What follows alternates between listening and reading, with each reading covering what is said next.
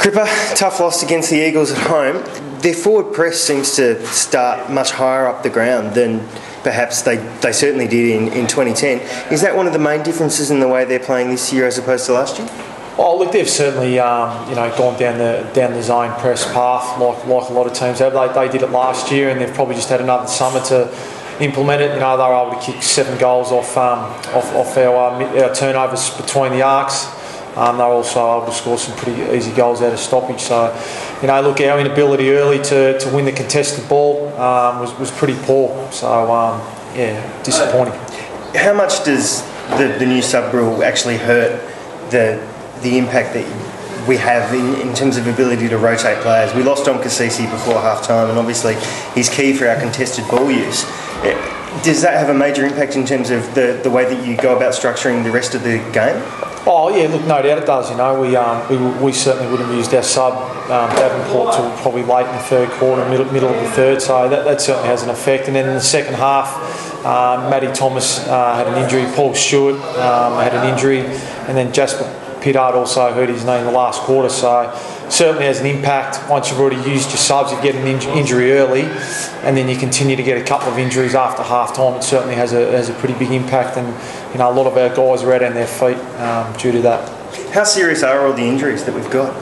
Look, Dom Cassisi is the most serious from what we know. He'll certainly miss games as to how much we don't know until he gets assessed next week. But we think Matty Thomas should be okay. Jasper Pittard should be okay. Paul Stewart is probably the other one that might be doubtful. With the forward press this year being such an in vogue thing, are we trying to implement a similar sort of thing? It seems like that it doesn't quite happen quite as quickly as it does with other sides. Look, the only way you can set up your forward press is if you actually win the footy and get the ball going in your forward half. Last week against Collingwood, they had 70 inside 50, so it's pretty hard to have a forward press if the ball's up the other end.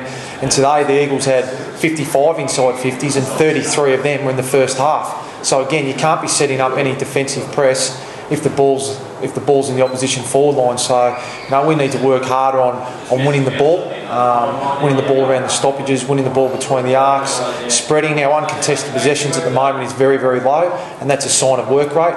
So we actually need to work harder and spread and actually get the ball inside our forward 50 a lot more, which will allow us the opportunity to set up our defensive structures. But at the moment, we're not getting enough opportunities to set up the defensive structures that we would like. It doesn't get any easier with Geelong at Skill Stadium next week. What do you take out of today's game, which ultimately is only a 3-goal loss? What do you take out of it and look for going into the game against Geelong? Yeah, well, a lot of the things we've already just spoken about. Matty's already spoken to the players after the game, and we'll address some of those issues on Monday. We'll take the players through the normal review of the game and have a look at the vision and just clarify some areas we need to get better at. And clearly, we're a fair way off it. But we'll continue to show the players, we'll continue to educate them.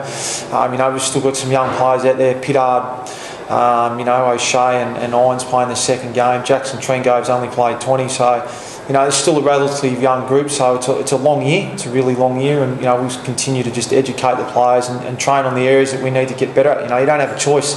You've got to come up next week, whether it's against Geelong or whether it's against someone else.